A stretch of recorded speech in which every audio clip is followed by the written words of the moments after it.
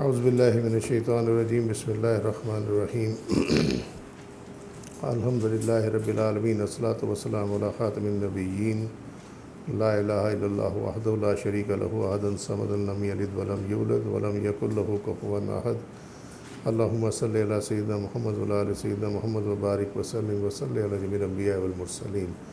السلام علیکم ورحمۃ اللہ وبرکاتہ۔ تفسیر التاویلات سورہ النساء، اس میں ہم نے جو تفسیر تھی وہ آیت نمبر 116 کی کر لی تھی، اور آیت یہ ہے: اعوذ باللہ من الشیطان الرجیم بسم اللہ الرحمن الرحیم ان اللہ لا یغفر ان یشرک بہ ویغفر ما دون ذلک لمن یشاء ومن یشرک باللہ فقد ضل ضلالا بعیدا۔ اب آ جائیں اس کی تعویل پہ۔ سورہ النساء آیت نمبر 116۔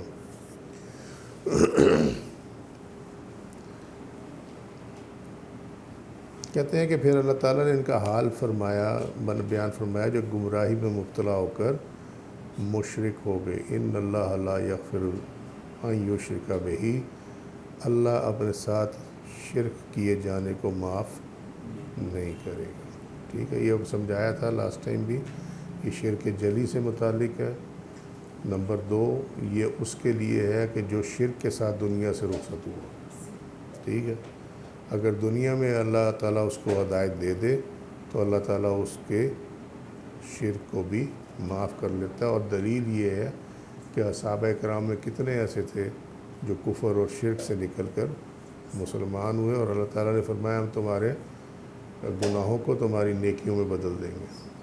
ٹھیک ہے، سو یہ دلیل ہے، اس سے بڑی کیا دلیل دی جا سکتی ہے؟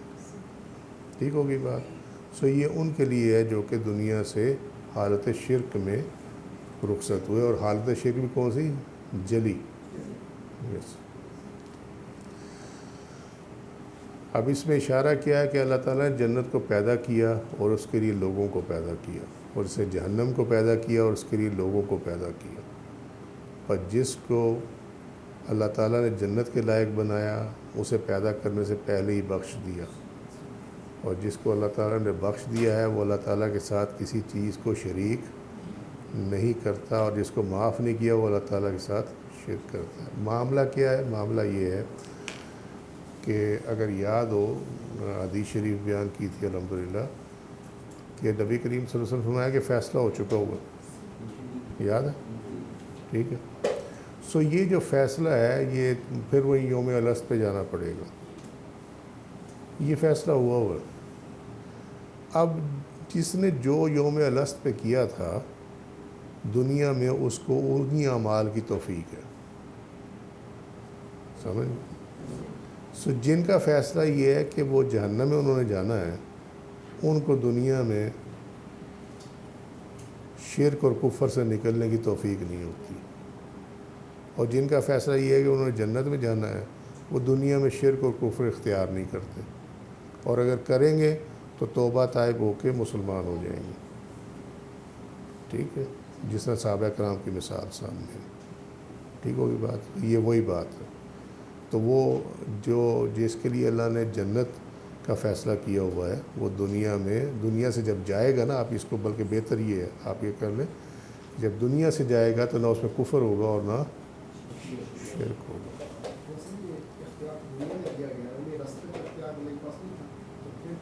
کس کے پاس نہیں تھا؟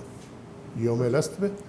یوم الست پہ اختیار تھا، کیونکہ حضرت آدم علیہ السلام کی پشت سے جو اولاد نکالی گئی تھی وہ پورے جسم کے ساتھ نکالی گئی تھی، روحیں نہیں نکالی تھیں بلکہ روحیں جسموں کے ساتھ نکالی تھی۔ ٹھیک ہے، سو جب جسم ساتھ آ گیا نا تو پھر اس کا مطلب ہے کہ اختیار بھی ساتھ آ گیا، مرضی بھی ساتھ آ گئی۔ سمجھ گئی بات؟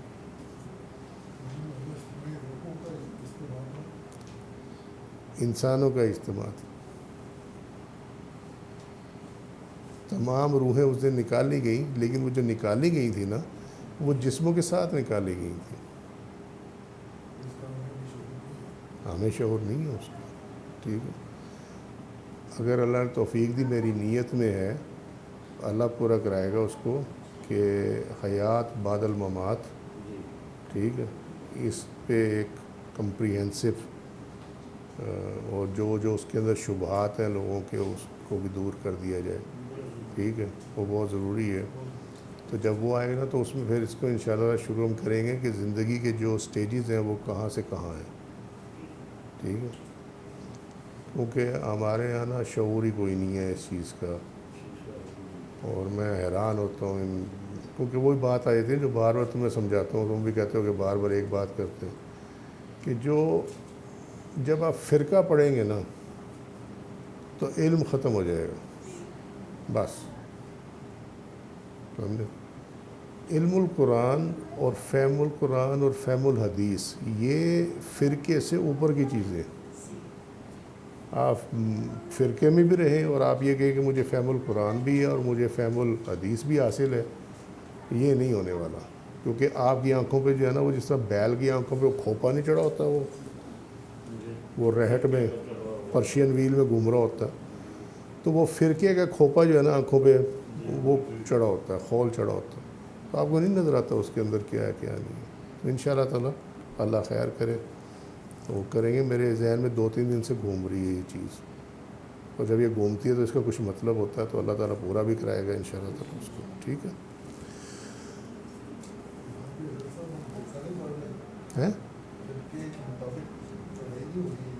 نہیں، وہ فرقہ نہیں ہے، وہ مسلک ہے، مذہب ہے، ٹھیک ہے۔ وہ دین کو سب سے پہلے انہوں نے فقہ کو اکٹھا کیا، ٹھیک ہے، اور جو مسائل کو قرآن اور حدیث سے انہوں نے سالو کر کے دیا کہ اس مسئلے میں آپ نے یہ کرنا ہے، اس مسئلے میں آپ نے یہ کرنا ہے، یہ فرقہ نہیں ہے، یہ تو آپ نے اللہ کے حکم کے تحت کیا تھا، اور آپ کو باقاعدہ اس کا حکم نیند کی حالت میں دیا گیا تھا، جو کہ آپ نے پھر چونکہ آپ کو سمجھ نہیں آیا، کیونکہ آپ نے یہ دیکھا کہ نبی کریم صلی اللہ علیہ وسلم کی جو ہڈیاں مبارک ہیں، آپ ان کو اکٹھا کر رہے ہیں، تو آپ بڑے پریشان ہوئے کہ ہم تو یہی ہمیں سمجھایا پڑھایا لکھایا گیا، معاورتاً بتا رہا ہوں کہ آپ صلی اللہ علیہ وسلم تو وصال کے بعد بھی اسی طرح ہی ہے جس طرح آپ زندگی مبارک میں تھے، اپنے ظاہری زندگی میں تھے، تو یہ مجھے کیوں نظر آیا؟ آپ بڑے پریشان ہو گئے، مجھ سے پتہ نہیں کیا گناہ ہو گیا۔ تو حضرت علامہ ابن سیرین رضی اللہ عنہ، یہ جو کبار تابعین میں سے ہیں، یہ فوت ہو چکے ہوئے تھے، تو ان کے وہ شاگرد تھے، ان کے پاس گئے، انہوں نے کہا جا کے ان کے مجھے یہ خواب نظر آیا ہے، تو میں بہت پریشان، اس کی تعبیر کیا ہے؟ انہوں نے پھر بتایا یہ، کیونکہ وہ ایکسپرٹ تھے، علامہ ابن سیرین بھی ایکسپرٹ تھے خوابوں کی تعبیر میں، تو انہوں نے بتایا کہ یہ کوئی پریشانی کی بات نہیں، بلکہ حکم یہ ہے کہ فقہ کو ایک جگہ پہ اکٹھا کر دیا، تب آپ نے اکٹھا کرنا شروع کیا، ورنہ آپ کا عالم یہ تھا کہ آپ امیر کبیر آدمی تھے، امام ابو حنیفہ، اور عالم یہ تھا کہ 7 دستار ہوتی تھی 7 رنگوں کی، اور ہر روز ایک دستار پہنتے تھے، ٹھیک ہے۔ پھر یہ ہوا کہ آپ نے 3 دفعہ یہ کوشش کی کہ دنیا داری چھوڑ کے تو آپ کہیں جنگل وغیرہ میں چلے جائیں، لیکن آپ کو روحانی طور پر اس کی اجازت نہیں ملی، تو اس وجہ سے کیونکہ کام اللہ نے یہ لینا تھا، ٹھیک ہے۔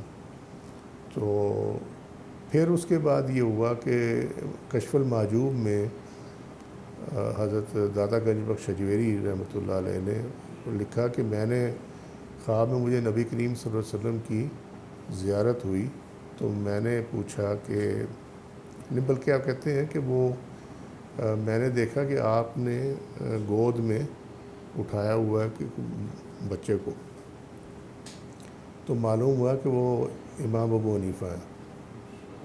کہتے ہیں مجھے تب معلوم ہوا کہ امام ابو حنیفہ کوئی چیز اپنے پاس سے نہیں کرتے، بلکہ جو کرتے ہیں وہ نبی کریم صلی اللہ علیہ وسلم کی احکامات اور ان کی گائیڈنس کے مطابق کرتے، کیونکہ آپ نے انہیں اٹھایا ہوا تھا گود میں، اور کشف المحجوب میں ہی ایک اور صاحب کا ذکر ہے، وہ کہتے ہیں مجھے زیارت مبارکہ ہوئی نبی کریم صلی اللہ علیہ وسلم کی، میں نے اسے پوچھا کہ میں آپ کو کہاں تلاش کروں، تو آپ صلی اللہ علیہ وسلم فرمایا کہ ابو حنیفہ کے مذہب میں۔ یہ کشف المحجوب میں موجود ہے یہ دونوں چیزیں۔ تو اس لیے وہ فرقے میں نہیں آتی۔ فرقے یہ ہیں جنہوں نے بعد میں اس فقہ کے اندر اپنے مطلب کے مطابق چینجز کر دی۔ نمبر ایک یہ بھی برداشت ہو جاتی کہ یہ آپ نے چلو کسی حدیث کا یا آیت کا کو معنی جو ہے وہ دوسرے اینگل سے لے لیا، لیکن جہاں فرق آیا وہ یہ ہے کہ ان لوگوں نے اعتقاد میں گڑبڑ کر دی، بنیادی عقائد جو ہیں ان میں چینج کر دیا۔ جب بنیادی عقائد میں چینج ہو جائے وہ فرقہ کھڑا ہو جاتا ہے وہاں پہ۔ یعنی اگر آپ فرض کریں کوئی یہ کہہ دی کہ موت کے بعد زندگی نہیں ہے، صرف قیامت پہ زندگی ہوگی، یہ بنیادی عقیدے کے خلاف ہے، قرآن کے بنیادی تعلیم کے خلاف ہے یہ چیز، ٹھیک ہے، عقائد میں گڑبڑ ہوگی۔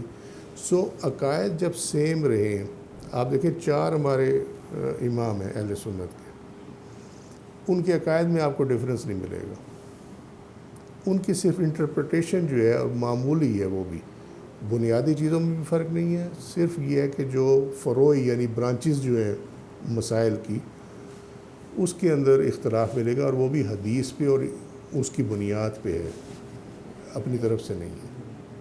سو فرقہ اور چیز ہوتی ہے، فرقہ میں عقائد کا بھی معاملہ جو ہے وہ گڑبڑ ہو جاتا ہے۔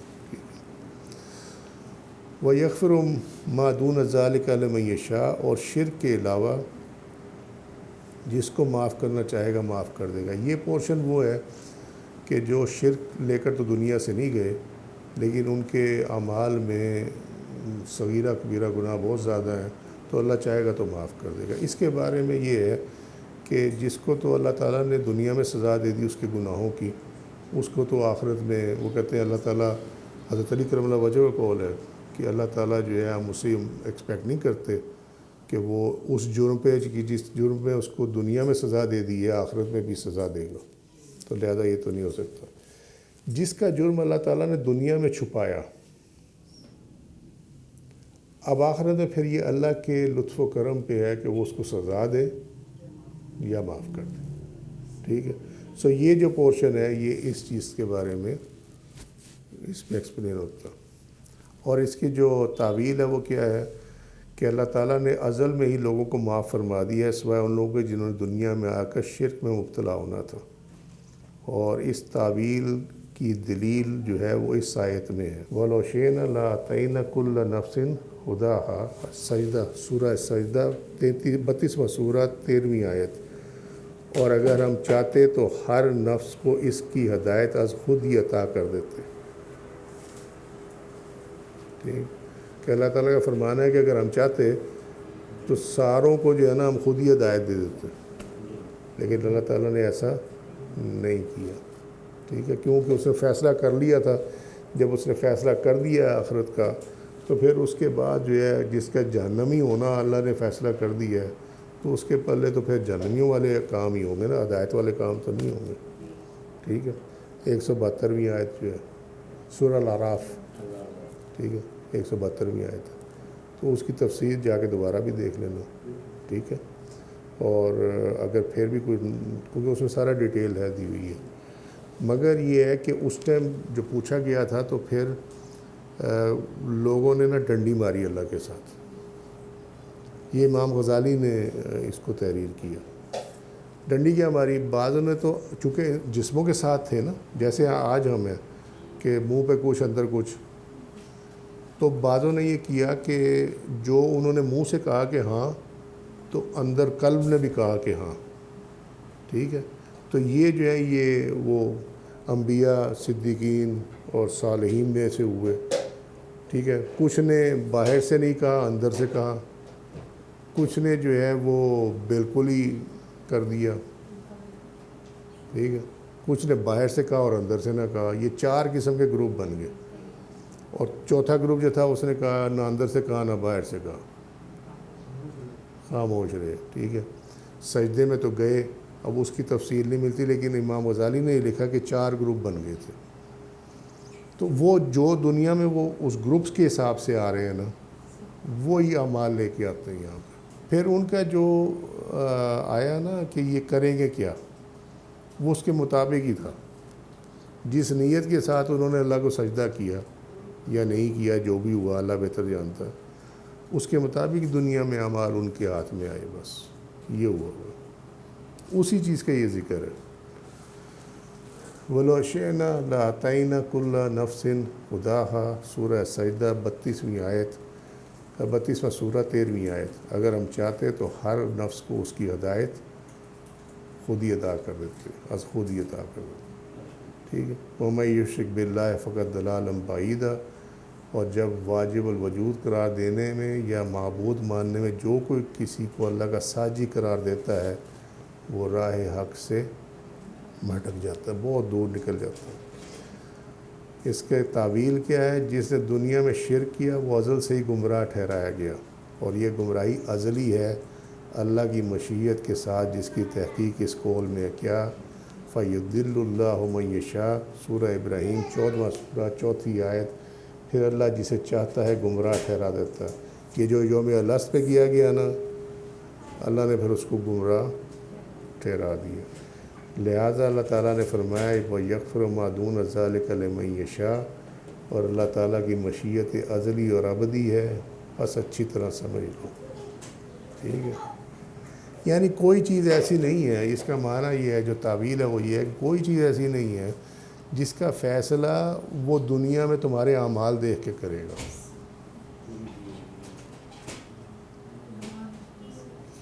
یہ اب دیکھ رہا کتنی بڑی غلط فہمی ہے. لوگ کہتے ہیں یہاں تم نیکی کرو گے تمہیں جنت ملے گی. ٹھیک ہے.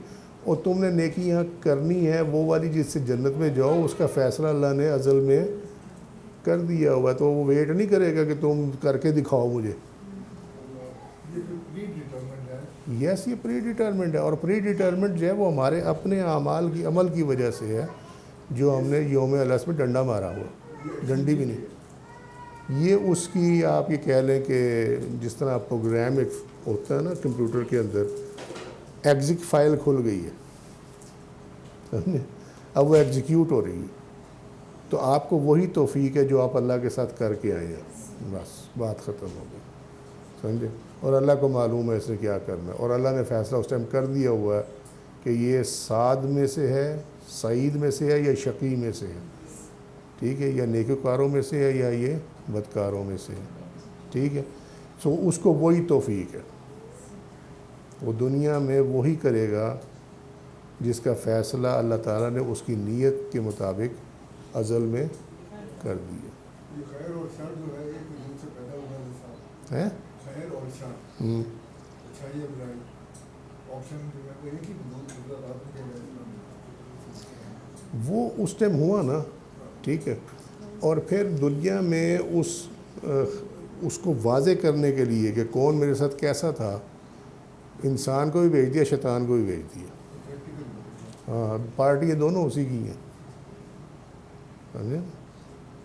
تو پارٹیاں دونوں اسی کی ہیں، چاہے وہ اللہ کی پارٹی ہو چاہے وہ حزب الشیطان ہو، شیطان کی پارٹی ہو. ہے تو دونوں کا خالق تو وہی ہے. یہ بالکل یہ توفیق اسی توفیق میں شامل ہے، اسی توفیق میں شامل ہے. اگر وہ آپ کو توفیق نہیں دے گا، آپ ہدایت کی دعا بھی نہیں مانگ سکتے. ٹھیک ہے. سو اس کا مطلب ہے کہ اگر آپ کو یہ توفیق دی ہے اللہ نے، تو پھر اس کا مطلب یہ ہے کہ آپ کا فیصلہ اللہ نے اچھا کیا ہوا. اب میں آنا چاہوں بالکل وہ اپنی وجہ سے ہے نا. اللہ پہ نہ ڈالو اس چیز کو، اللہ پہ مت ڈالو اس چیز کو. اللہ تعالیٰ نے پھر بھی تمہیں لاسٹ مومنٹ کے لیے بھی اللہ تعالیٰ نے انبیاء بھیج کر اور تمام لوگوں کو بھیج کر، اولیاء کو بھیج کر اللہ تعالیٰ نے ہر چیز دی ہے، کتابیں دی ہے، سب کچھ کیا. کوئی حجت باقی نہ رہ جائے. کوئی یہ نہ کہے کہ مجھے وہاں کا تو مجھے پتہ ہی نہیں تھا یوم الست کا. دنیا میں جو ہے کہ مجھے جہاں کا مجھے ہوش ہے، کم از کم وہاں تو میرے پاس سامنے ہونا چاہیے تھا کیا غلط ہے کیا صحیح ہے. سمجھو؟ تو اللہ تعالیٰ نے رسول اور کتابیں جو ہیں وہ بھیج دی، وہ حجت بھی ختم کر دی. ٹھیک ہے. سو آج کے لیے اتنی. وما علینا الا البلاغ واللہ رسولہ اعلم بالصواب. سبحانک اللہم وبحمدک، اشہد ان لا الہ الا انت، استغفرک واتوب الیک. عملت سوءا وظلمت نفسی فاغفر لی فإنه لا يفلح الذنوب إلا أنت سبحان ربك رب العزة عما يصفون وسلام على المرسلين والحمد لله رب العالمين. السلام علیکم ورحمۃ اللہ وبرکاتہ.